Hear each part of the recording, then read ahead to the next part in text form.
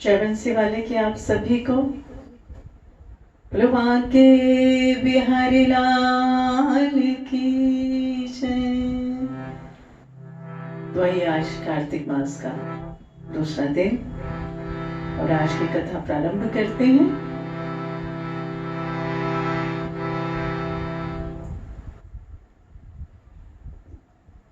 कृष्णाय वासुदेवाय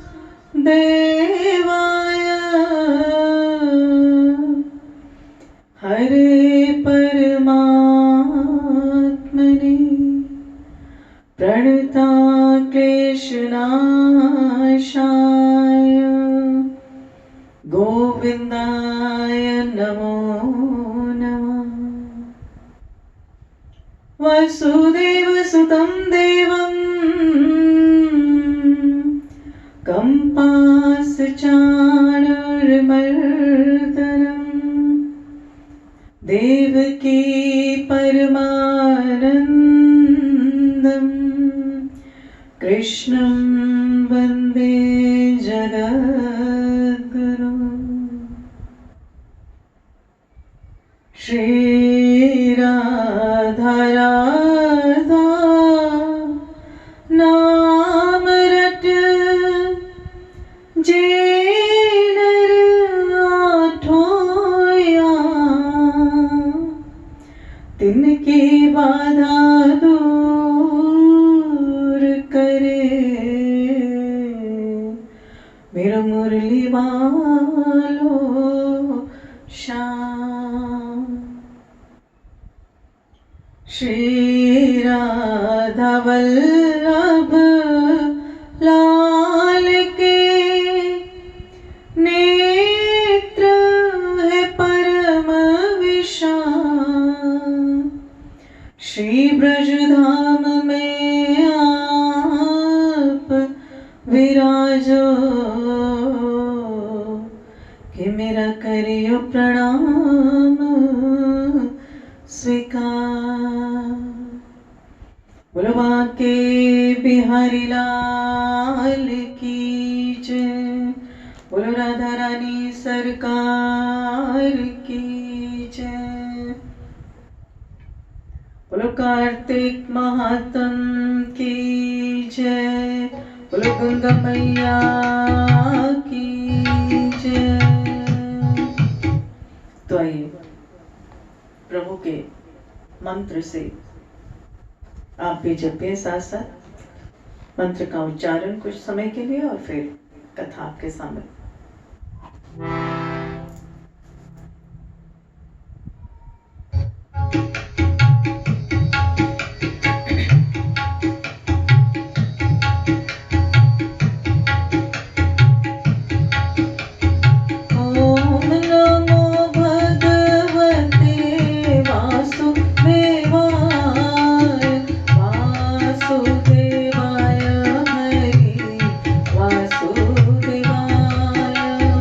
Oh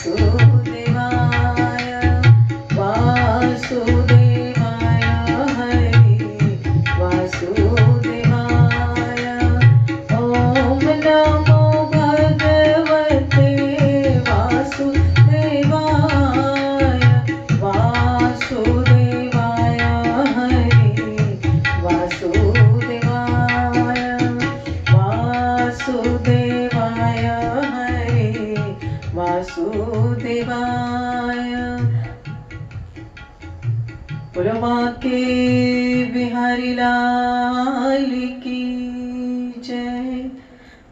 बोलो राधा रानी सरकार की जय। बोलो गंगा मैया की जय।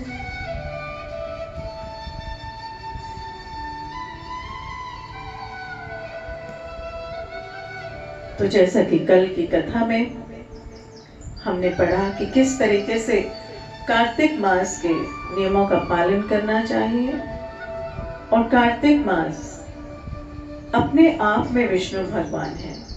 ये विष्णु भगवान के बहुत प्रिय मास है, और इसमें सबसे बड़ा नियम है ब्रह्म मुहूर्त में उठकर स्नान करना और उसके पश्चात प्रभु के नाम का जाप करना, 12 अक्षर मंत्र जो कि अभी हमने किया, ओम नमो भगवते वासुदेवाय, इस नाम का उच्चारण जाप करें। और ये रोज सुबह कथा से पहले आप जरूर करें, ताकि ये सारा दिन आपके मुख में ऐसे ही चलता रहे। और कार्तिक मास का जो महात्म्य है वो सबसे पहले विष्णु भगवान ने ब्रह्मा जी को, और ब्रह्मा जी ने नारद जी को, और फिर नारद जी ने महाराज पृथु को सुनाया था। तो इसके आगे की कथा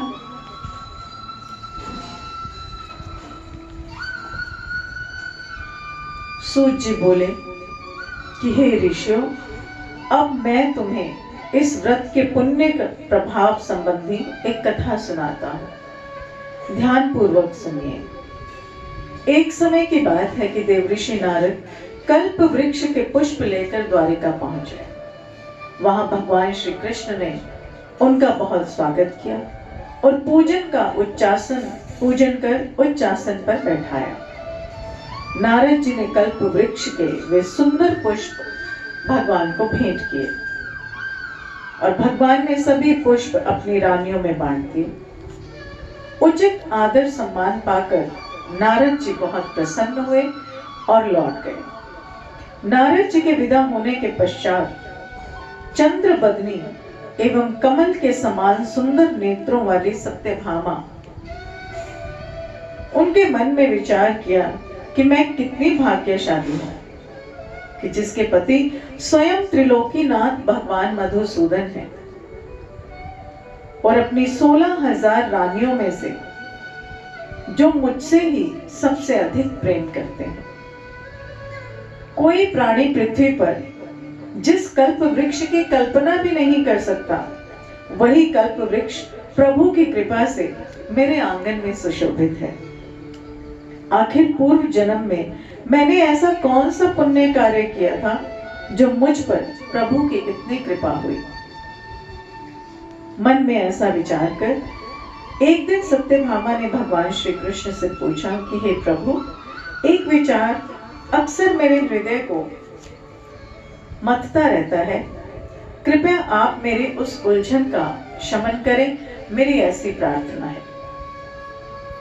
सत्यभामा की बात सुनकर भगवान श्री कृष्ण मुस्कुराए और फिर सेवकों को वहीं रुकने का संकेत देकर सत्यभामा का हाथ थामकर उन्हें कल्प वृक्ष के नीचे ले गए और बोले कि हे सत्यभामा, मैं अपनी 16,000 रानियों में तुम्हें ही सबसे प्रिय मानता हूँ। तुम्हारे स्नेहवश ही मैंने देवराज इंद्र से विरोध करके यह कल्प वृक्ष स्वर्ग से लाकर यहाँ लगा दिया है। मैं तुम्हें ना दे सकने वाली वस्तु भी दे सकता हूँ और मैं तुमसे ना कहने वाली अर्थात गुप्त बात भी कह सकता हूँ। प्रिय, मैं हर प्रकार से तुम्हारी शंका का समाधान करूंगा, कहो तुम्हें क्या पूछना है।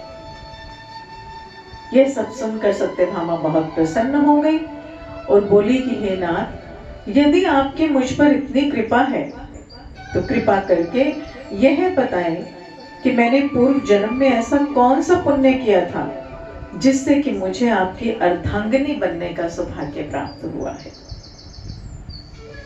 और आपके गरुड़ासीन होकर ब्रह्म एवं इंद्रलोक के आवागमन का अवसर प्राप्त हुआ है। तो भगवान श्री कृष्ण ने कहा कि हे सत्यभामा,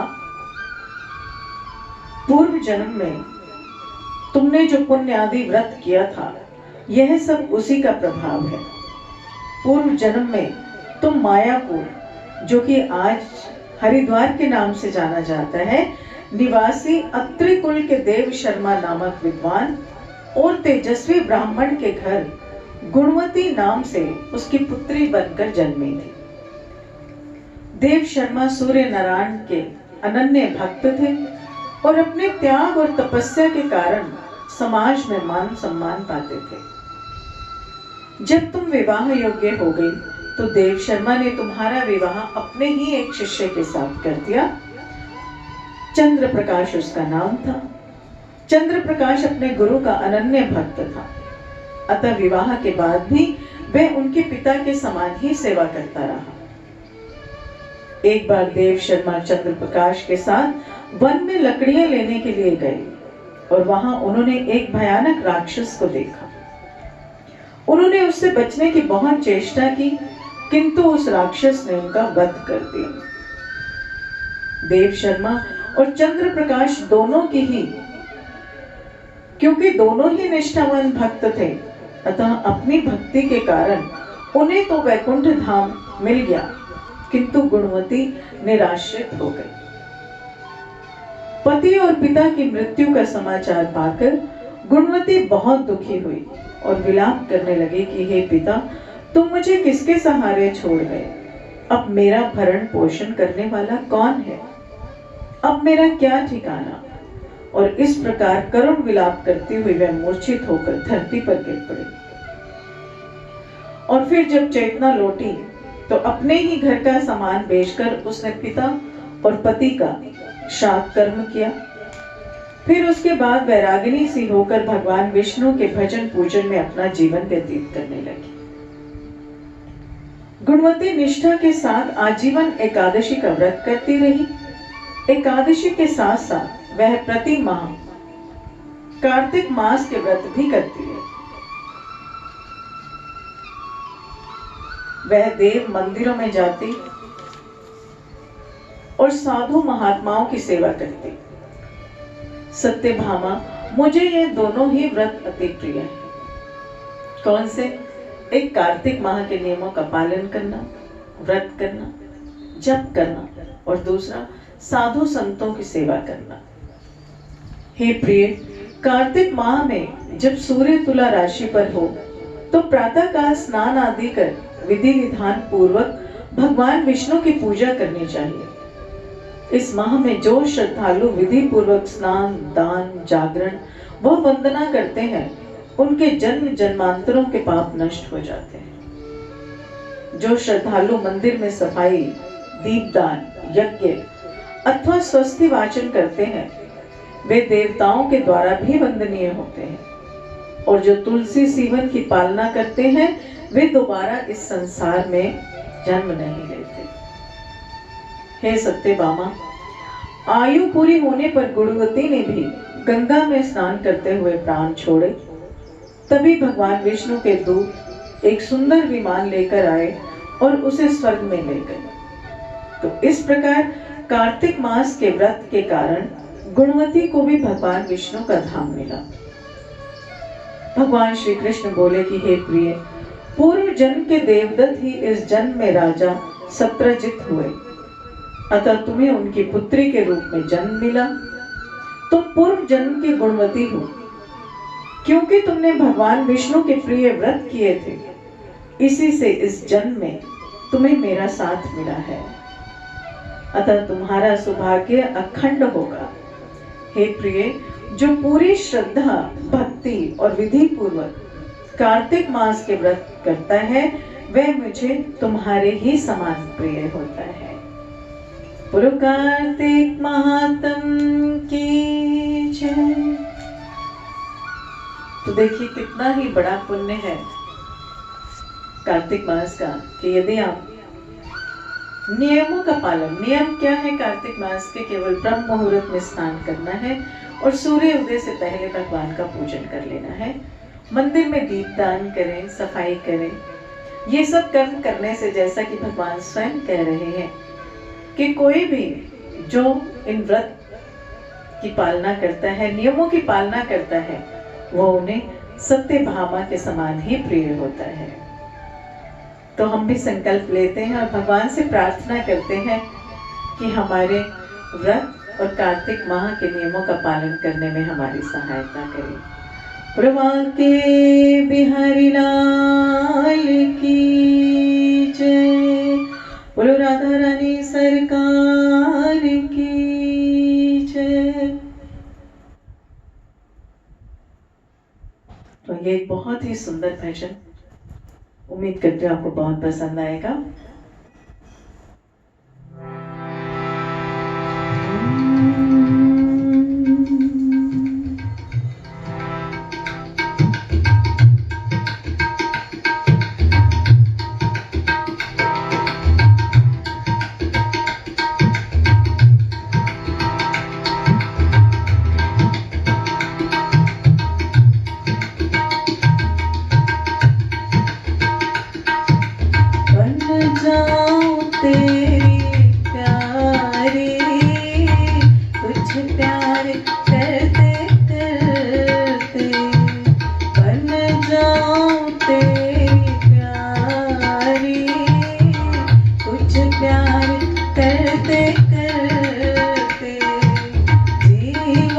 बिताया सारा, इंतजार करते करते जीवन बिताया सारा, इंतजार करते करते बन जाऊं तेरी प्यारी, तुझे प्यार करते करते बन जाऊं तेरी प्यारी, तुझे प्यार करते करते जीवन बिताया सारा, इंतजार करते करते जीवन बिताया सारा, इंतजार करते करते बन जाऊं तेरी प्यारी, तुझे प्यार करते करते।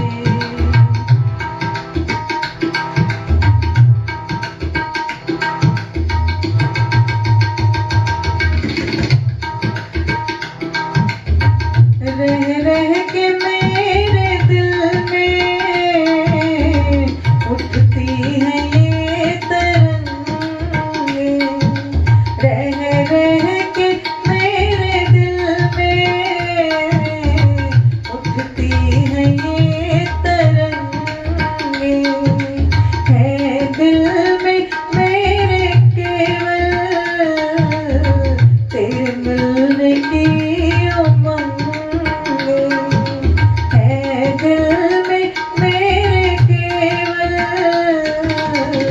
तेरे मिलने की उमंगे, कभी आ भी जाओ प्रियतम, यूं ही राह चलते चलते, कभी आ भी जाओ प्रियतम, यूं ही राह चलते चलते जीवन बिताया सारा, इंतजार करते करते।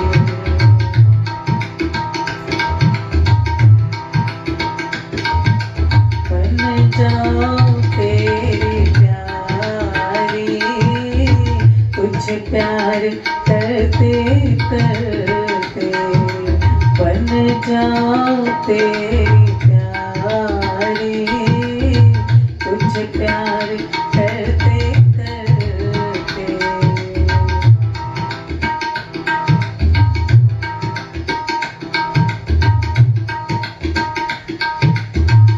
देखो मैं ना समझ हूँ, पकड़ा है तेरा दामन, देखो मैं ना समझ हूँ,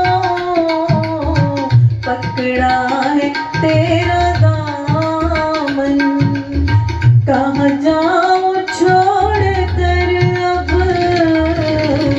मेरे रंगीले साजन, कहाँ जाऊँ छोड़ कर अब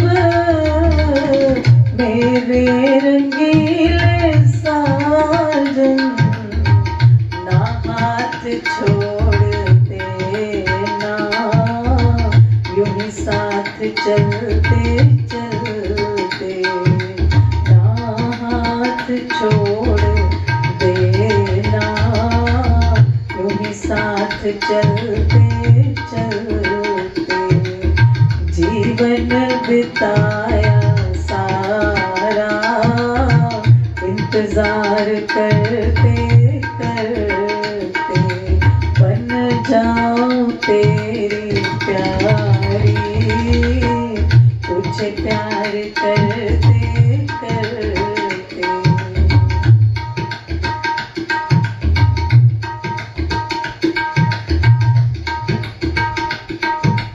मुझे हर घड़ी हर पल मेरे शाम याद आना, मुझे हर घड़ी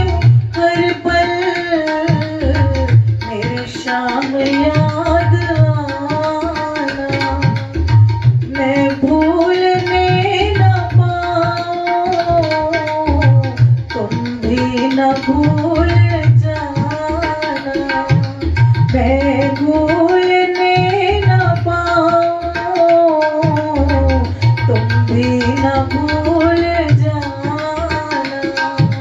चल गई मैं भूलने न पाऊं, तुम भी न भूल जाना। जल गई ये जिंदगानी, बिरहा में जलते जलते। जल गई ये जिंदगानी, बिरहा में जलते जलते। तुझे प्यार करते करते, इंतजार करते करते। तुझे प्यार करते करते, इंतजार करते करते। तुझे प्यार करते करते, इंतजार करते करते। तुझे प्यार करते करते, इंतजार करते करते। तुझे प्यार करते करते, इंतजार करते करते। बोलो बांके बिहारी लाल की जय। बोलो राधा रानी सरकार की जय। बोलिए कार्तिक महात्म की जय। बोलो गंगा मैया की जय। और इसी के साथ ही प्रार्थना कि कथा को ज्यादा से ज्यादा शेयर करें, चैनल को सब्सक्राइब करें कि अपने आप आपके पास कथा पहुंच जाए और ज्यादा से ज्यादा लोग इसे सुन पाए। जय बंसी वाले की। आप सभी का दिन बहुत शुभ हो।